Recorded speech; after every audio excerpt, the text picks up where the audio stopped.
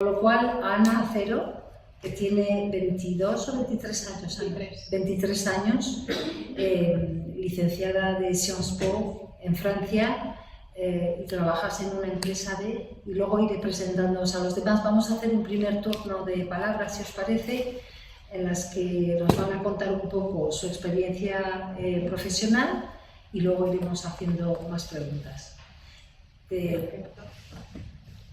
Hoy se me hace un poco raro con el micro, si no, me lo voy a dejar un poco y si ves que no me oyes con el vídeo me dices, que se me hace menos personal. Bueno, pues mi nombre es Ana, trabajo como coordinadora de operaciones en una empresa de ciberseguridad y básicamente lo que hace mi departamento es que las empresas nos contratan para hackearles, con la intención de que no haya un hacker de verdad que les hackee antes. Yo tuve la oportunidad, como ha mencionado, de estudiar en Francia y creo que eso ha sido súper valioso para mi carrera. Y el mundo digital para mí es clave porque básicamente si no existiese el mundo digital no habría hackers, por lo tanto no tendría trabajo de esto. Muy bien. Pues Adrien, vamos contigo también, por favor. Bueno, hola, yo soy Adrien Buteau. Pues yo soy el director general de una empresa que se dedica a la esterilización industrial, principalmente para la industria farmacéutica, para los productos sanitarios. Luego también tenemos otras actividades que son más como la reticulación, que es la mejora de plásticos a través de la irradiación por un acelerador de electrones. Es una empresa francesa, yo estudio en el Liceo francés y nada, viajo mucho porque llevo 3 filiales, la filial española, la suiza y la de Estonia, y digamos que gracias a la era digital, pues hoy en día me puedo adaptar muy fácilmente a mi día a día, teniendo en cuenta que tengo que llevar 3 fábricas pues en el día a día, desde la distancia. Muy bien. Sí, ¿qué va a ser mi físico, doctor en física? Ponte bien el micro delante, por favor. Yo soy Andrés Olivares, no sé, un poco de juego. Acércate un poquito, por favor. Mejor hay que dejarlo encendido. Ahí, mejor, sí. Sí. Bueno, sí, yo soy Andrés Olivares, como he dicho, físico teórico. Y, yo empecé un poco en el mundo digital cuando hice un doctorado en Inglaterra, que ya empecé a trabajar dando clases particulares por internet, mucho antes del COVID y de que eso fuese más común. Y después he empezado a estar trabajando siempre con temas de datos, como científico de datos, y ahora en la empresa en la que trabajo, que es una empresa de inversión de impacto, pues trabajo eso, con un montón de datos de las empresas, intentando cuantificar el impacto social que tiene en la sociedad. La empresa es 100% remoto, el trabajo, internacional, y bueno, pues eso también me ha dado una perspectiva muy interesante sobre el trabajo de hoy en día. Así que nada, luego os cuento más detalles. Ana, tú trabajas para una empresa suiza en remoto. ¿Cómo se hace eso? Detállanos un poquito más lo que hace tu empresa, porque nos lo explicaste cuando estuvimos preparando esta charla, nos lo contaste con más detalle, pero ¿es una empresa de espías o qué es? Es una empresa de ciberseguridad que hace un montón de cosas, pero mi departamento específicamente está basado entre un equipo de Suiza, en Lausana, y en España. Y nosotros lo que intentamos hacer es que, por ejemplo, viene un banco y nos dice: oye, aquí está la URL de mi web. Y tenemos 3, 4, 5 semanas, las que sean, para intentar de cualquier manera colarnos dentro del banco y conseguir hacer ataques que hackers reales van a intentar realizar. Y yo creo que en ese sentido el trabajar con un equipo suizo, habiendo tenido esa experiencia de Francia, me ha venido súper bien, porque al final lo más importante de mi trabajo es tener soft skills, porque trabajo con ingenieros y los ingenieros tienen un cerebro increíble, pero los soft skills pues llegan hasta donde llegan. Entonces eso me ha ayudado mucho la parte de Sciences Po, que estoy segura que, como ya me han dicho, que hay estudiantes de Sciences Po que ofrecen mucho. Habilidades blandas, ¿te refieres? Sí. Lo mismo en tu caso, ¿de qué manera la tecnología, Adrián, permite esas sinergias? ¿Cómo haces para conseguir la misma productividad en Estonia y en Suiza estando las semanas que estás aquí. Sí, de ¿Cómo verdad. es posible si son fábricas lo vuestro? Sí. Desgraciadamente no consigo la misma productividad en todos los países, pero al final el hecho de tener todas las herramientas en un mismo sistema que te permite hablar el mismo lenguaje en todas las fábricas, eso te permite una adaptabilidad muy grande, sobre todo cuando estás cambiando de un país a otro con unas culturas muy distintas en las cuales cada uno te va a contar su película, de su forma, a su manera, y tú al final, tu única manera de ser objetivo es mediante los datos, mediante lo que llamamos los KPIs, los indicadores de productividad, y al final pues eso, una empresa como Ionisos, que es una empresa francesa, ha conseguido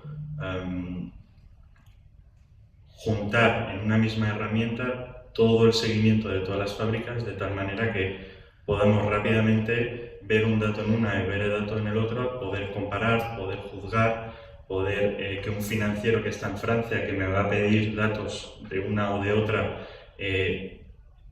entienda que yo le voy a hablar de la misma manera de una y de otra, sabiendo que no son tan parecidas.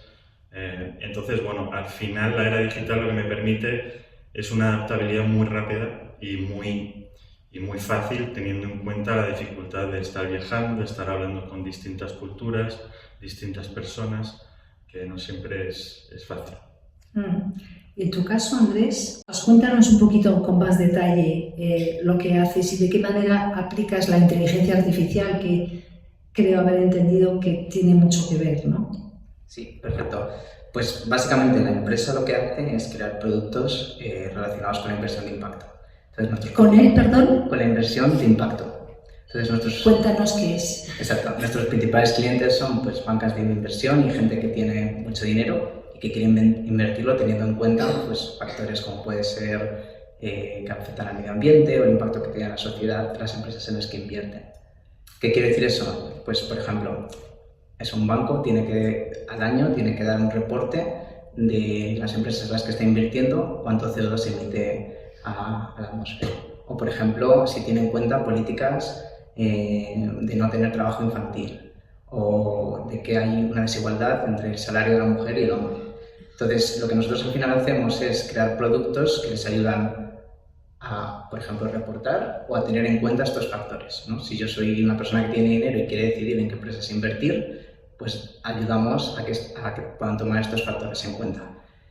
En particular, lo que yo hago es trabajar con los datos y desarrollar un poco lo que llamamos la metodología detrás de estos productos. Es decir, si yo quiero medir el impacto social de una empresa, ¿qué factores tengo en cuenta? Es lo mismo las emisiones de CO2 que quizá cuántas mujeres tienes en la empresa y un poco cómo lo combinas de una manera que puedas comparar empresas entre ellas y tomar decisiones informadas. ¿Dónde entra la inteligencia artificial en todo esto? Pues un poco lo comentábamos antes, ¿no? Pero al final cuando tienes datos tienes oportunidades de sacarle jugo a esos datos, ¿no?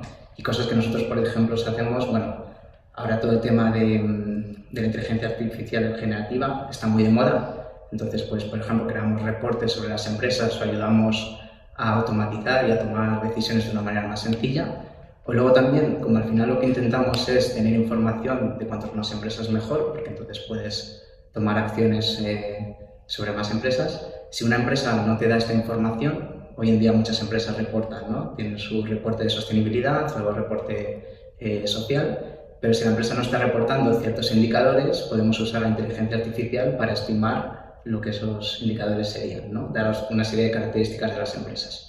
Entonces, bueno, esto es uno de los ejemplos. A ti, Andrés, ¿nos puedes dar un ejemplo concreto de algo que hayáis descubierto sin mencionar, salvo si se puede, cosa que dudo, pero si quieres hablar de un fondo de inversión del BBVA, del Santander o de alguno de tus clientes, me da igual, pero si son cosas que se pueden contar, desgránanos un poquito algo concreto, que lo podamos visualizar más.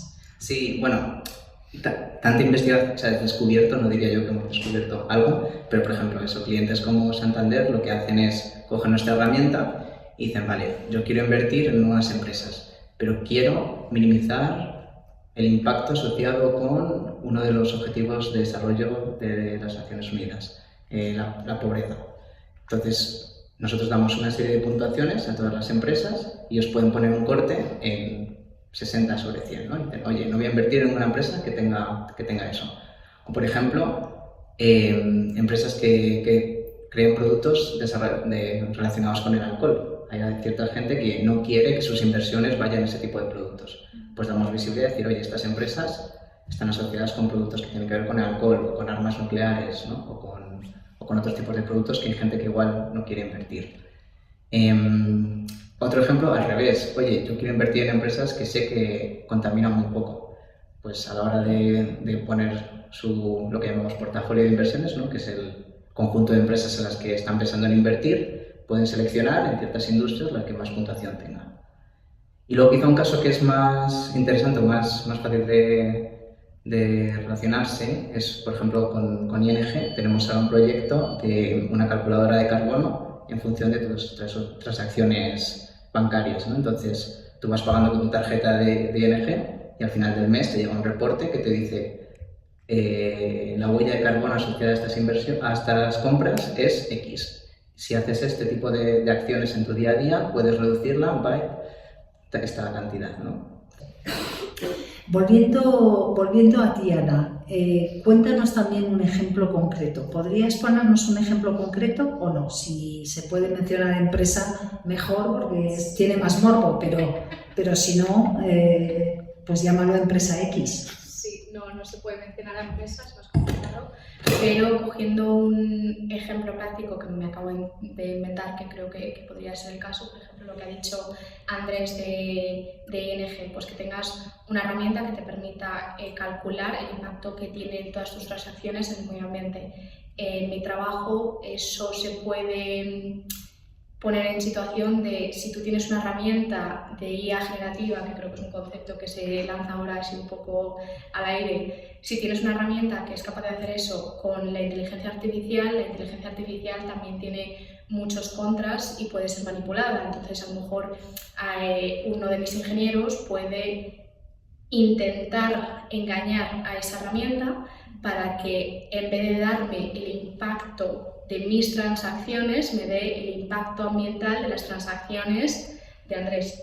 Y entonces ahí ya tengo la actividad económica de su cuenta bancaria, que es algo que no debería tener acceso. Entonces creo que no somos conscientes verdaderamente como de todas las amenazas que tiene el mundo digital. Tiene muchas oportunidades, sobre todo a nivel individual y de empleo, sobre todo si eres joven, pero no somos conscientes de todas las amenazas, sobre todo a niveles de empresas. O sea, nosotros cuando nos llegan estos correos spam, correos phishing, muchas veces son, pues que antes estaba mencionando, correos muy te estoy controlando, te veo, te voy a dar esta transferencia. O sea, son correos que a veces son relativamente fáciles de decir, esto es una estafa.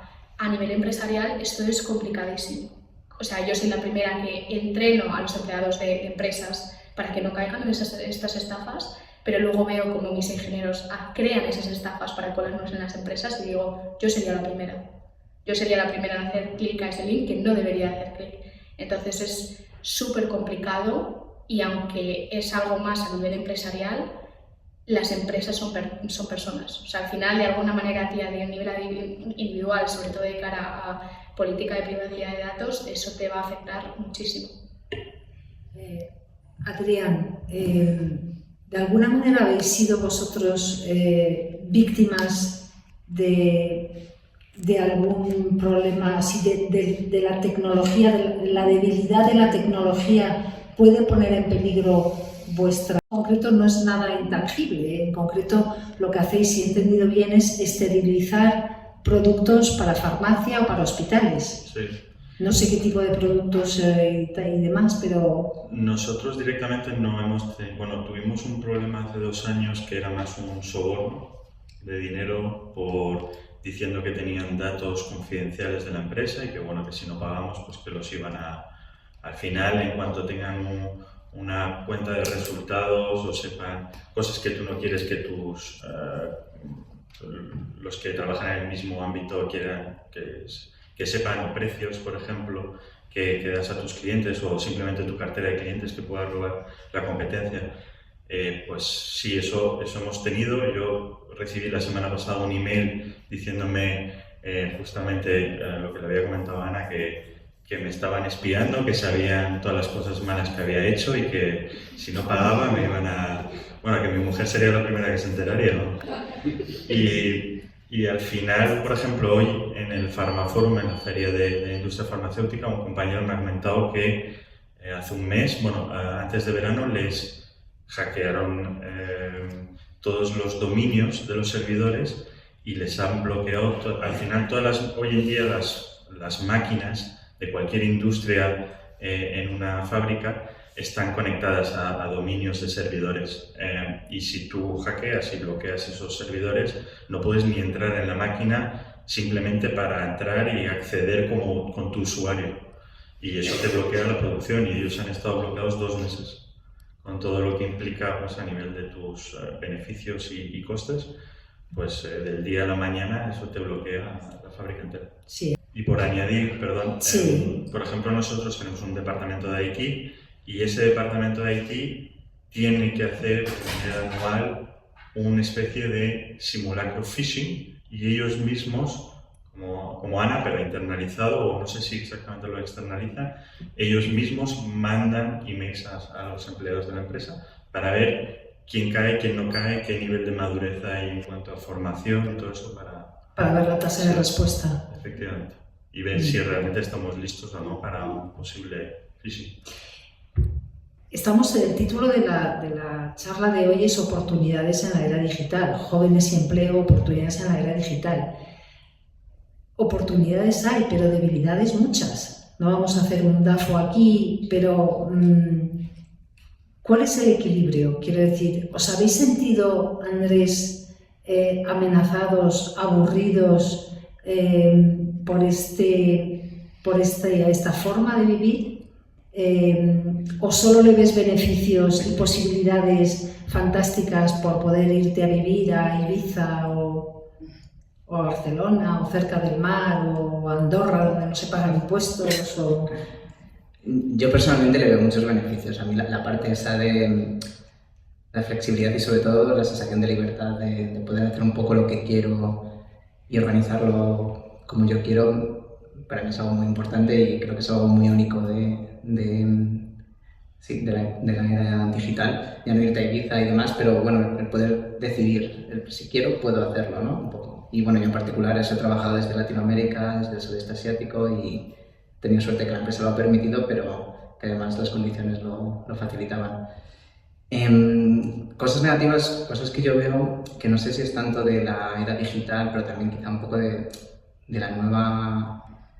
los nuevos empleos, es que no es quizá como antes que tú estabas en una empresa y podías estar ahí muchos años y vas progresando y demás, pero creo que ahora hay como una relación un poco más transaccional o superficial con los empleos y es muy raro ver a gente que está más de 2 o 3 años en una empresa hoy en día, o al menos un poco mi experiencia en el mundo tecnológico. No sé si es negativo o no, pero sí que es algo que creo que, vamos, yo tengo muchos compañeros que para progresar en su carrera profesional van saltando de empresa a empresa, ¿no? Entonces, bueno, supongo que tiene sus cosas buenas, pero eso también generas quizá menos vínculos o que quizás nos aburrimos más rápido, no sé cuál es el motivo detrás, ¿no? Pero bueno. Adrián, ¿cómo lo ves? ¿Crees que se transmiten las mismas emociones a través de las máquinas que a través de...? Es súper importante seguir estando presente en los sitios y no acomodarse demasiado en lo que es el uso de las herramientas para, claro, hacerlo todo a distancia. Y yo es verdad que no voy a ser hipócrita, gracias a toda esta facilidad digital tengo el puesto que tengo.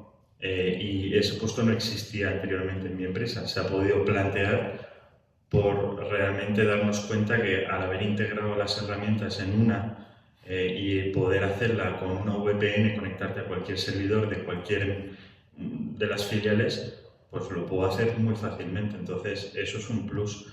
Luego es verdad que no quita que me gusta viajar una semana sí, una semana no, pues para ver a la gente, para tener ese feeling con la gente, porque al final siguen siendo solo datos y no traducen del todo pues a lo mejor la esencia de la fábrica.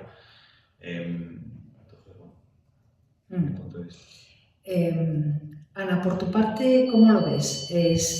Amazon y otra serie de empresas están diciendo se acabó la era digital en el sentido del teletrabajo, perdón, y os quiero todos de vuelta a casa. Si tu empresa te dice tienes que ir a trabajar a Suiza, ¿qué harías? Justo a Suiza yo súper feliz con los sueldos, yo me voy directamente, pero yo que trabajo ahora mismo en modelo híbrido, trabajo desde casa unos 3-4 días por semana y hay uno que va a la oficina. En realidad yo en mi día a día, con la mayoría de gente que trabajo, están todos en el extranjero, trabajo completamente online. Yo siempre he visto muchísimos más beneficios que desventajas, o sea, creo que es simplemente un nuevo modelo relacional con el que nos tenemos que adaptar y creo que el tener este tipo de innovación que te permita tener un modelo tan internacional para mí me resulta ideal. O sea, la balanza desventajas y beneficios claramente me parecen 90-10 de ventajas, 10 desventajas. Entonces, yo personalmente, si me dijesen tienes que ir todos los días a la oficina, seguramente dejaría el trabajo. Y me buscaría otro, muy honestamente, pero porque creo que es el trabajo de las empresas, innovar y entender que si hemos conseguido superar una pandemia global y que la economía no se ha ido completamente a pique, que tenemos que seguir teniendo este tipo de mentalidad. ¿Por qué creéis entonces que Amazon o Google están volviendo a lo presencial? ¿Qué se os ocurre? Yo creo por mi parte, porque sí que es verdad que el modelo, como estaba comentando Andrés, el modelo completamente remoto hace que sea bastante más fácil, la expresión está en inglés de job hopping, de ir cambiando de un trabajo a otro de 2 a 3 años, porque el tema es verdad que los vínculos relacionales, pues yo creo que tira mucho a la hora de quedarte en un trabajo. Honestamente, creo que es algo que puede fácilmente cambiar dentro de 2 a 3 años, cuando de verdad tengamos una mejor idea del impacto a nivel productividad de trabajo en remoto en comparación con trabajo presencial ya después de la pandemia, porque creo que hay una gran diferencia en el tema de la mentalidad. ¿Por qué lo están haciendo? Creo que honestamente, yo personalmente no le veo mucho el sentido. Y sí. Porque en teoría les sale más caro, pero Adrián, ¿qué opinas de esto tú? Para mí es un poco complicado porque creo que ni el 100% del teletrabajo es bueno ni obligar a la gente a que vaya presencialmente. Creo que un híbrido en el cual tú dejes un poco a la elección del empleado que él vaya cuando él quiere, pero que se marque un mínimo mensual o bisemanal para que la gente pueda ir, de tal manera también que promuevas ese contacto presencial entre la gente y que simplemente se puedan ir a tomar unas cervezas cuando a lo mejor ni lo plantearían porque está cada uno en casa y ya se ha organizado el día en algo completamente distinto. Luego es verdad que yo, por ejemplo, lo vivo más en el día a día de las fábricas, la gente no puede tanto teletrabajar, pero porque tienen que estar en la fábrica, sí, tienen que atender a los clientes, son problemas del día a día que sueles tener que solucionarlo en pocas horas, pero sí que damos la flexibilidad que por lo menos 1 o 2 días a la semana pueda la gente teletrabajar. Pero lo he visto en otros ejemplos de otras empresas, en cuanto les dicen que no es obligatorio ya nadie va y tienes ahí el coworking o simplemente la oficina que se ha alquilado completamente vacía. En parte da un poco de pena ver eso porque ni el extremo por ambas partes... Ni tanto ni tan calvo, ¿no?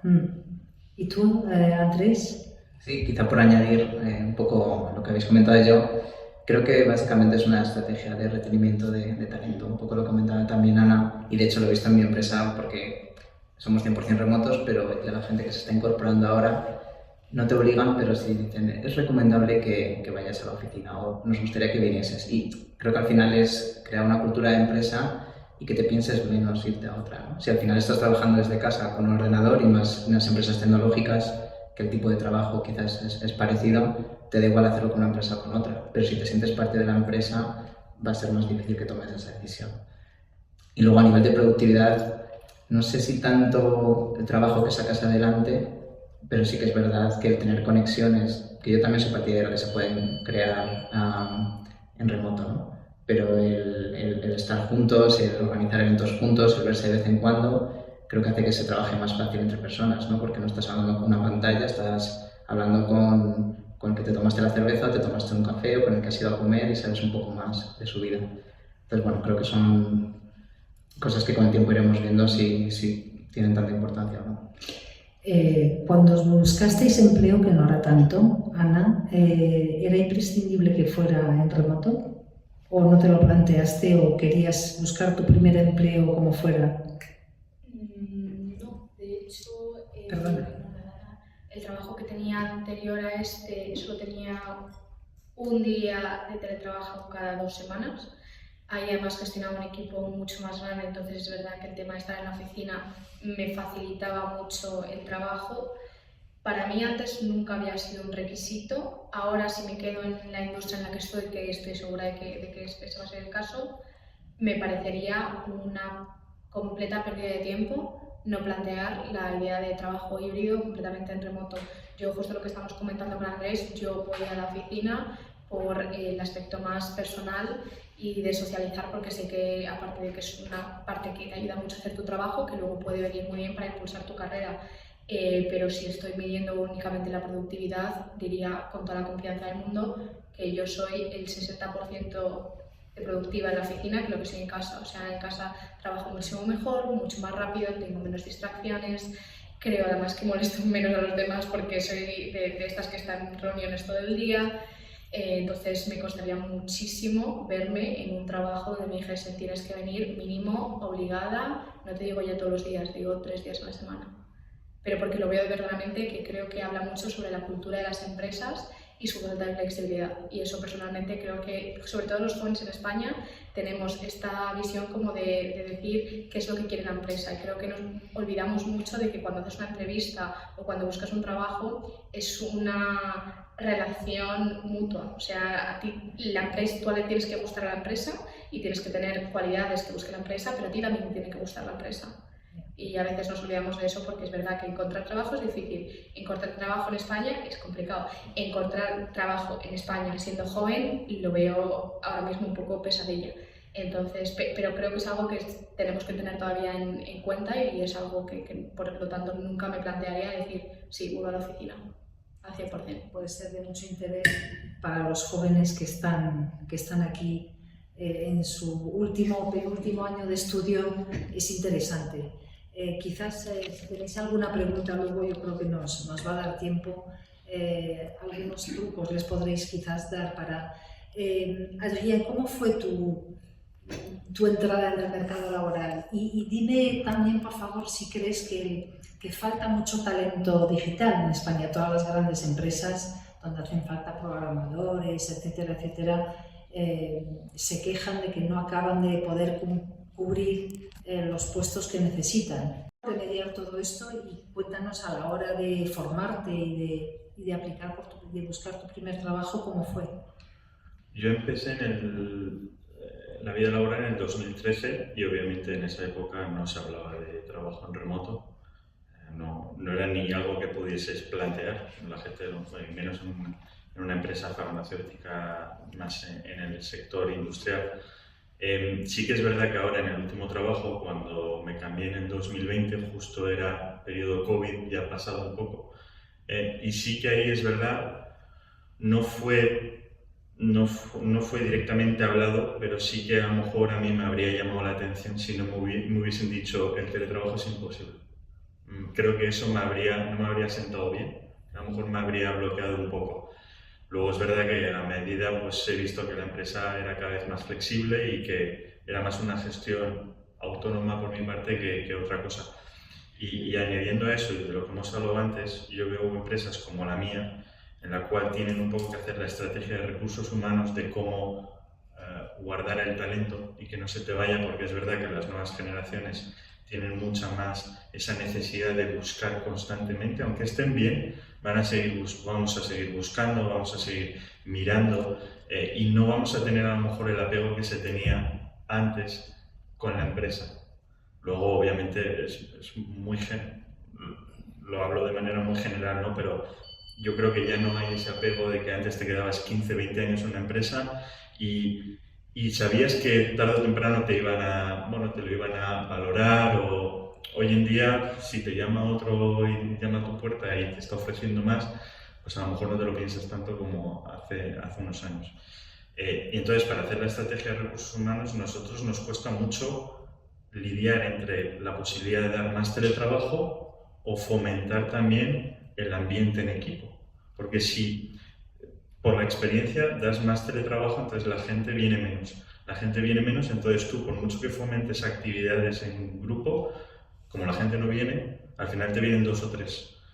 Y es así. Y entonces eso es un debate muy difícil porque, claro, una cosa o la otra, y luego la gente se queja de que no fomentas esas actividades. Entonces, bueno, era solo para añadir ese punto que no es fácil a la hora de valorar entre el teletrabajo y pues que una empresa sea más atractiva o menos para quedar. Y luego... Perdona que te haga un paréntesis. El sueldo no es la única forma de retener la gente, ¿o sí? Hoy en día yo creo que menos. Menos. Los jóvenes yo creo que obviamente el sueldo siempre va a estar a la orden del día y de los primeros criterios, pero valoran también más sus condiciones. Pues simplemente el teletrabajo, yo creo que a lo mejor con el sueldo van ahí de las primeras cosas que a lo mejor va a preguntar un empleado, ¿no? Y luego sí que es verdad que ahora esa relación empleado-empresa ya no es tanto empresa y la empresa decide su candidato. Muchas veces ahora el candidato realmente tú ves que tiene esa posición de fuerza de elegir su trabajo. Me da la impresión de que antes era un poco distinto. Claro. Te he visto asintiendo, Andrés, cuando hablábamos de sueldo. Tú te da la sensación de que, lo digo porque hace no tanto tiempo, directores de recursos inhumanos, como dice un amigo mío aquí presente, decían que las subidas de sueldos, su efecto era de 5 minutos, que luego llegaban otro tipo de reivindicaciones, ganas de, pues no se sabe muy bien el qué, pero como que las subidas de sueldos como que la gente las olvida pronto, ¿no? Entonces, cuando estabas asintiendo, es un factor de retención realmente único, muy importante. ¿Cómo lo ves? Sí, yo creo que hoy en día, y quizás bueno, hablando desde mi experiencia y también un poco de mi círculo cercano, sueldo es importante, creo que tiene que haber unos mínimos y es verdad que hoy en día creo que sí, yo tengo un privilegio de poder tener un trabajo que considero que está bien remunerado, pero que igual no es la realidad de todo el mundo.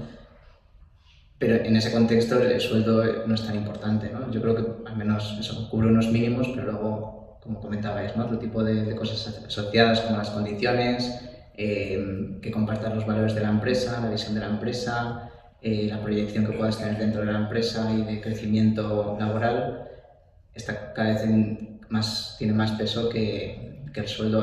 En mi caso particular, por lo que comentabas de un trabajo, sueldo parecido y uno o incluso yo estaría dispuesto a sacrificar mi sueldo por tener la flexibilidad de tener teletrabajo. Vamos, no me lo pensaba en ningún momento. Pero bueno, también una cosa a comentar, yo creo lo que decías antes de cómo balancear, ¿no? el tener esa conexión con las personas y también valorar el teletrabajo. Yo creo que es muy difícil. Una cosa que yo he visto que funciona en mi empresa es comida gratis y dejar llevar perros a la oficina. ¿Comida qué, verdad? Comida gratis. Eso siempre ayuda. Si hay comida gratis o algo gratis, la gente vaya. No, pero creo que también hay que hacer un poco ese esfuerzo, ¿no? Creo que las empresas activamente tienen que hacer el esfuerzo de generar ese ambiente o ese tipo de interacciones, ¿no? De una manera más activa. ¿Hay alguien que quiere jóvenes? Sí, adelante. Yo que Gonzalo. soy un poco menos joven que vosotros, pero poco. Habla fuerte, Gonzalo. ¿No sentís presión de lo que viene? Es decir, presión de la tecnología, de la inteligencia artificial. ¿No teméis por vuestro puesto de trabajo? Y en segundo lugar, y no os acabo, a lo mejor cuando tengáis 50 años, ¿cómo os veis? Porque entonces el job hopping quizá ya no funciona tanto, ¿no? En los dos sentidos, ¿no? Ni vas a querer ni te lo van a dar. Es decir, ¿cómo notáis eso? ¿Sentís esa presión o todavía no está muy lejos? Sí, yo puedo contestarte a la primera pregunta. El tema de la inteligencia artificial a mí ya me agobia. Es decir, todavía no me he podido sentar a ver qué es ChatGPT. Luego tengo con Microsoft Office, ya la parte de inteligencia artificial, y ya en mi empresa están intentando empezar a hablar de cómo adaptar, simplemente en el Office, que todo el mundo conoce el Office, tiene una parte ya de inteligencia artificial. A ver quién se sienta a indagar en eso, a aprender, y eso un poco, volviendo a la pregunta que has hecho que antes no te he contestado, es esas nuevas posiciones que empiezan a entrar en una empresa tan simple como esa de, ¿quién va a estar aquí para formarnos e integrarnos en esto? Porque lo puedes externalizar, pero visto la velocidad a la que está yendo, vas a tener que acabar teniendo una persona especializada. Nosotros, Power BI, que es una herramienta Microsoft para toda la consolidación de datos, ya tienes personas que se dedican solo a Power BI para consolidar datos. Y eso, pues creo que en algunas empresas, la mía incluida, ya llegamos tarde en no tener una persona. Entonces, sí, agobia todo el tema de la inteligencia artificial. Y todavía busco el momento en sentarme, incluso con mi padre lo he hablado, de a ver cómo aprendemos sobre esto. Decías Power BI. Sí. ¿Qué es? Power BI, seguro Business Intelligence. Sí. Seguro que lo explicáis mejor que yo vosotros. Pero es una herramienta que al final puedes consolidar todos los datos de otra herramienta. Nosotros, por ejemplo, tenemos un sistema ERP, a lo mejor todos sabéis lo que es un SAP, un SAP, y al final, si tú tienes SAP en todas tus fábricas, pues con Power BI juntas todos los datos de todas las fábricas y haces unos informes muy bonitos, muy chulos, que a un fondo de inversión le encanta, que a un CEO le encanta, y pues queda muy bien. ¿Qué pasa? Que detrás de eso, la manera de presentar esos datos los puedes presentar de 50.000 maneras distintas, el mismo dato. Entonces necesitas a alguien que entienda qué es lo que quieres y cómo te lo va a poner.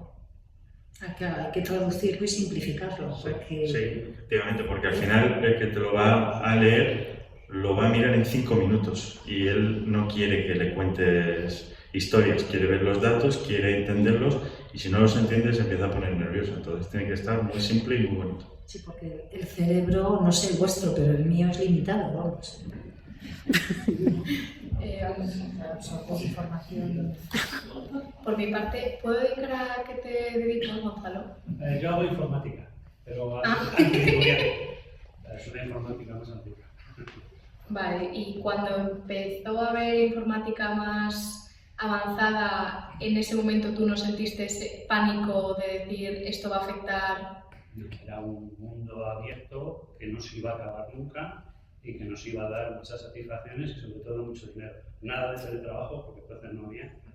Entonces no nos ha funcionado, ha sido una bicoca de decenas de años. Pues yo es así personalmente como veo la inteligencia artificial. O sea, yo a lo mejor tengo una perspectiva demasiado optimista, pero lo veo exactamente igual. O sea, creo que al final, si de verdad hay un problema de cómo nos vamos a adaptar, la economía va a seguir existiendo y va a seguir yendo relativamente bien, a lo mejor, otra vez desde un punto de vista optimista. Entonces creo que nos vamos a ir adaptando, a lo mejor con dificultades, pero que vamos a seguir adelante. Yo lo veo más como una capacidad para innovar que algo para preocuparse.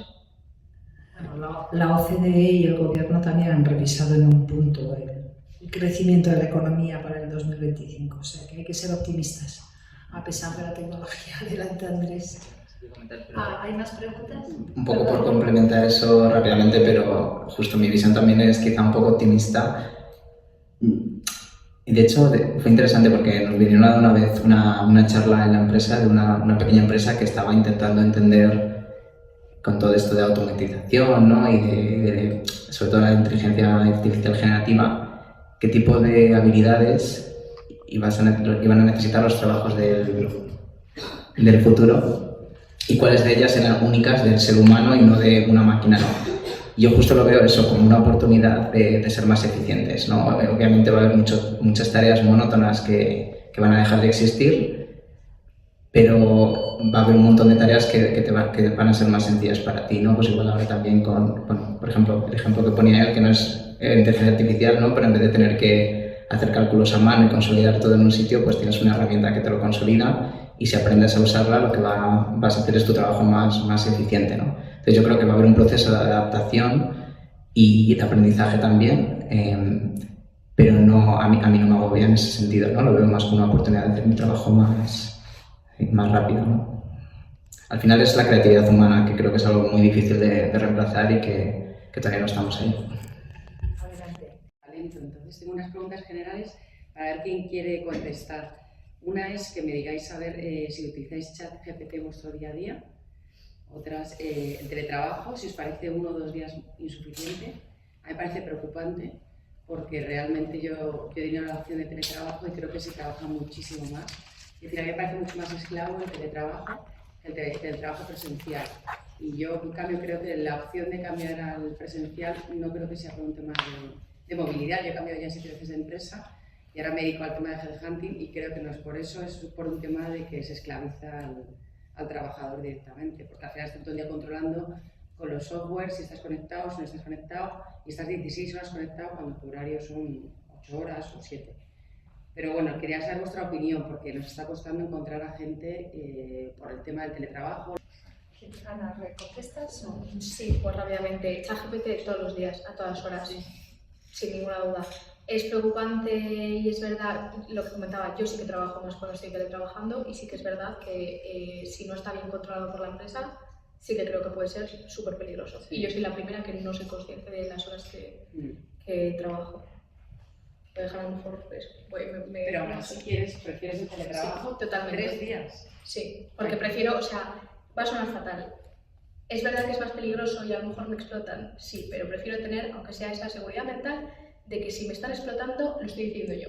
¿Sabes? En plan, si yo trabajo esas 16 horas, es porque yo quiero trabajarlas y yo decido que voy a trabajar esas 16 horas. Yo tengo la suerte de que no me controlan con el software de decir cuándo estoy moviendo o no el ratón o cuándo estoy trabajando, pero ahora sí sigo priorizando muchísimo más el tema de la flexibilidad. Así que, y eso, a ver, sobre todo teniendo en cuenta que es que creo que te limita tanto tener que estar los 5 días en la oficina. Así que yo tengo esa opinión, no sé si otros sí para mí. Rápidamente por también complementar, ChatGPT lo uso, pero no tanto como quizá podría. Ahí me siento un poco vieja escuela porque todos mis compañeros lo usan en su día a día, sobre todo todavía más nuevas generaciones. Yo todavía no lo he incorporado tanto, pero sí que lo empiezo a usar. Y luego el tema del teletrabajo, yo creo que no es solo el teletrabajo, es el teletrabajo y la cultura de la empresa. Porque justo, si tienes teletrabajo pero la cultura de la empresa no es buena, pues no funciona. A mí personalmente, como se juntan las dos cosas, el teletrabajo lo que se traduce es en libertad. Entonces yo hoy me he venido aquí, yo no tengo un horario fijo, pero he puesto que de 5 a 8 no voy a estar trabajando y nadie me está diciendo nada, ¿no? Y quizá luego tengo que trabajar un poco porque no he acabado lo que he podido hacer, sí, pero no tengo esa limitación, ¿no? Entonces yo creo que es justo la importancia es que ese teletrabajo vaya asociado con una cultura de trabajo sana y una preocupación de la empresa por que cumplas objetivos, pero no estés ahí 16 horas, ¿no? Luego greenwashing si quieres luego hablamos, que eso es un tema más complejo. Vale, bien, ¿quieres añadir algo o pasamos a otra pregunta? No, Sí. Allá al fondo, perdona, por diversificar de área. Quería saber si hay antes y después de la crisis sanitaria, y si esto ha acelerado mucho todo lo que hablamos hoy, y si había otra crisis, si eso permite adelantar cada vez más. Se daría un salto mayor, quieres decir. Sí. Perdón, ¿he entendido crisis sanitaria? Sí, para la pandemia. Ah, vale. Si hay un antes y un después de la pandemia, y si hubiera otra pandemia, si crees que el avance sería todavía mayor. A nivel de empresa, para justamente gestionar todo. Sí, yo creo que se han tenido que, o sea, todas las empresas han tenido que hacer un salto muy grande y muy rápido, pero igual que, o sea, creo que es igual de complicado para una empresa decir vamos a tener teletrabajo, igual que yo le diga a Silvia, quédate durante 3 meses encerrada en tu casa. Entonces, si tenemos otra pandemia o algo de este calibre, podemos tener consecuencias igual de gordas, seguramente, pero de nuevo yo lo veo como una inteligencia artificial, yo lo veo más como una oportunidad para innovar que algo a lo que tendríamos que tener miedo. Eso es lo que yo quería decir. Totalmente, sí. Mi opinión. ¿Alguien más? Sí, yo la verdad que creo que el tema del COVID ha ayudado mucho a que se acelerase toda esa parte digital. Yo llegué, por ejemplo, en 2020 a esta empresa y muchas personas nunca habían usado el Teams en su vida. Bueno, y no es que no lo usaran, es que no sabían hacer una teleconferencia. Puede parecer absurdo, pero la gente no sabía comportarse, pues de la misma manera que te comportas en una reunión, en una teleconferencia. Y eso ha permitido que la gente se adapte mucho más rápido, que sea mucho más generalizado el usar un Teams, el usar un Zoom, y que la gente esté a gusto haciendo una teleconferencia cuando a lo mejor hace 2 años la gente te habría dicho no, esto vamos a hacerlo presencial. Y eso al final pues limita mucho en el día a día. Vale. Teresa.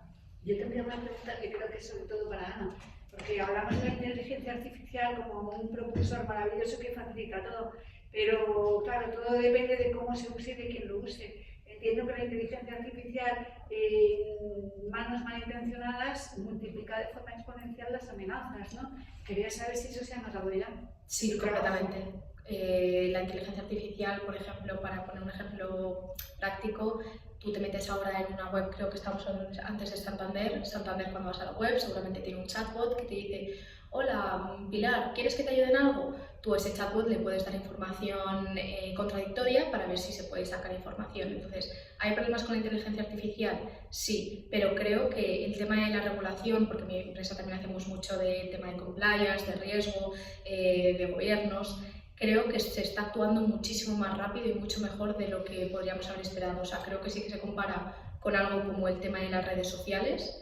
Eso en su día, cuando empezó el gran boom de las redes sociales, estaba mucho menos regulado, sobre todo con la libertad de expresión, que lo que puede estar ahora la inteligencia artificial. Entonces, ¿hay muchas amenazas? Sí. Creo que lo estamos gestionando muchísimo mejor de lo que se ha gestionado otras amenazas en el mundo digital. También creo que estamos... O sea, es algo súper nuevo, sí, pero estamos cogiendo muchas lecciones de otros temas digitales y creo que a nivel individual como sociedad, si no trabajas en este tema y no eres muy consciente sobre política de privacidad de datos, inteligencia artificial, es algo que no oyes en el día a día y que no somos conscientes.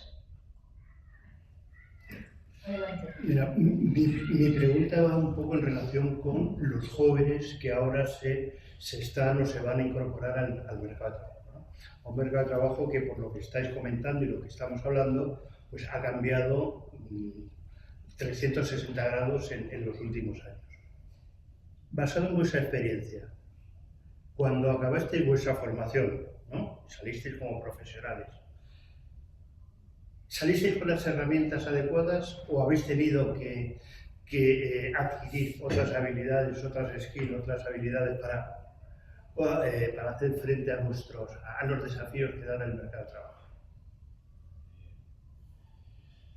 Yo cuando entré hace 11 años, yo soy farmacéutico y la verdad que no he usado nada de mi carrera de lo que es el contenido propiamente dicho, ¿vale? Si me preguntáis si he usado farmacología en mi día a día en una fábrica, no. Algunas cosas sí. ¿Qué pasa? Que el hecho de estudiar una carrera al final es más cómo te va estructurando la cabeza y qué es lo que te va a permitir que en tu día a día puedas desenvolverte de una manera u otra. Luego está el tema de las soft skills, la inteligencia emocional, todo eso, que es difícil porque algunas veces crees que es un poco que cada uno es de una manera, ha recibido una educación y puede tener esas otras. En la universidad, por lo menos en mi época, no te lo enseñaban, las soft skills. Yo ahora intento formar mucho a la gente del equipo en esas cosas porque hay gente que le suena a chino. Si tú le preguntas sobre inteligencia emocional, nunca han oído hablar de ello. Entonces, no sales de la universidad con las soft skills. Con las otras, yo creo que es más la estructura de la cabeza. Yo, por ejemplo, también creo que el liceo francés, en mi caso, es una educación que te permite también tener la cabeza estructurada de otra manera cuando lo ves pues, frente a otras educaciones. Pero el tema soft skills es un gran debate que habría que hablar aparte. Interesante. Luego el tema sueldo es que es muy complicado y más según cada país, porque hay países como España que es un gran problema, pero yo sí que veo muchas veces en las contrataciones gente que, bueno, pues deja pasar oportunidades y porque en la entrevista se ha centrado mucho más en otras cosas que en la parte salarial. Obviamente no se puede generalizar y en función de cada país, pues imagino que es un contexto completamente distinto, pero entiendo el punto de vista. Muy bien, pues hemos llegado al final de la hora que teníamos prevista para esta charla. Quería agradecer a los asistentes que han dedicado parte de su tiempo de trabajo también, porque hemos preparado esto la semana pasada a través de Zoom. Siento mucho que Clara no haya podido venir, pero por lo menos la conocisteis a través de la videoconferencia. Y muchas gracias a los asistentes, de verdad, ha sido un placer. Y un aplauso para los